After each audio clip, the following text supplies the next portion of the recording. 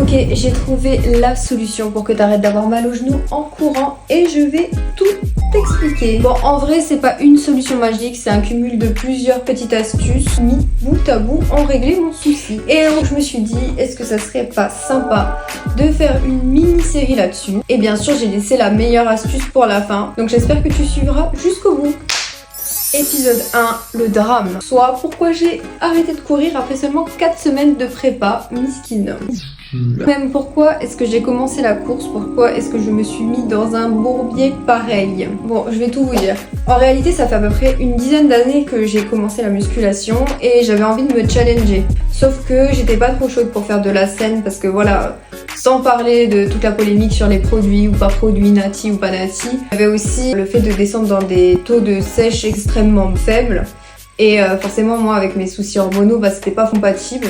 Mon corps il est déjà en PLS, j'avais pas envie de le mettre encore plus en PLS. Donc j'ai cherché un peu comment est-ce que je pouvais me challenger d'une façon différente et c'est tombé un peu dans la vibe Hyrox avec toute la hype qu'il y a eu autour. Et effectivement moi ça m'a bien botté, je trouve que c'est une compétition qui est assez complète.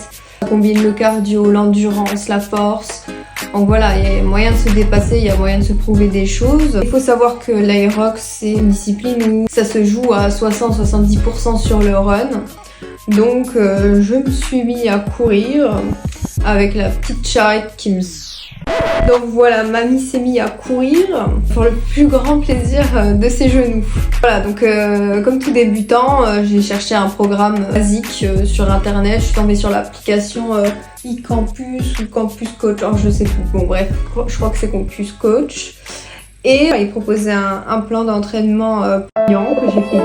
Et voilà, il proposait un plan d'entraînement sympathique pour progresser en course à pied avec des séances types, etc.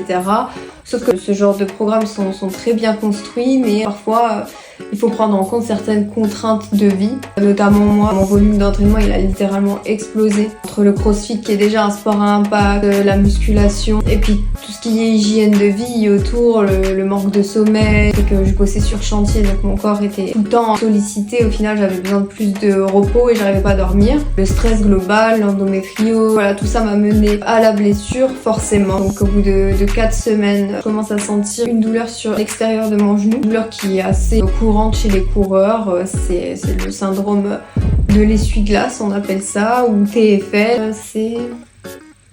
Attendez, je l'ai noté quelque part. C'est le tenseur du fascia lata.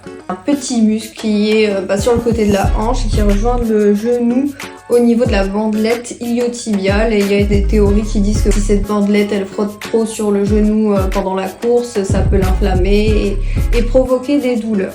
Soit. Donc voilà pour le contexte un peu plus global de pourquoi je me suis mis dans ce bourbier. Maintenant les choses sérieuses commencent et dans les prochains épisodes je vous montrerai comment j'ai fait pour m'en sortir. Si bien sûr vous likez et vous commentez ma vidéo. Sinon vous resterez dans la douleur et ça sera votre problème.